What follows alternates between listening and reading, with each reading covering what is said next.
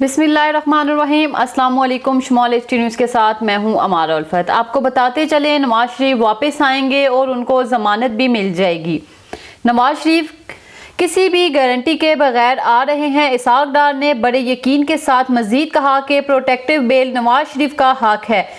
इधर डॉक्टर की imported medical report भी अदालत में जमा करवा दी गई, जिसके मुताबिक गुज़िश्ता कई सालों से नवाज शरीफ का मुसलसल इलाज होता रहा, जिसकी वजह से डॉक्टर ने सफ़र की इजाज़त ना दी और अब हालात साजगार होने पर डॉक्टर ने पाकिस्तान सफ़र की इजाज़त दे दी। साथ साथ डार को डॉलर की फिक्र भी खाई जा रही थी।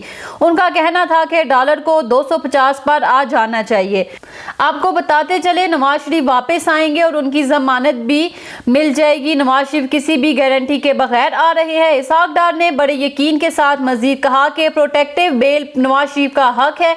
उधर डॉक्टर की मेडिकल रिपोर्ट भी अदालत में जमा करा दी गई, जिसके मुताबिक गुज़िश्ता कई सालों से नवाज शरीफ का मुसलसल इलाज होता रहा, जिसकी वजह से डॉक्टर ने सफ़र की इजाज़त ना दी और अब हालात साजगार होने पर डॉक्टर ने पाकिस्तान सफ़र की इजाज़त दे दी। साथ साथ डार को डॉलर की फिक्र भी खाई जा रही थी।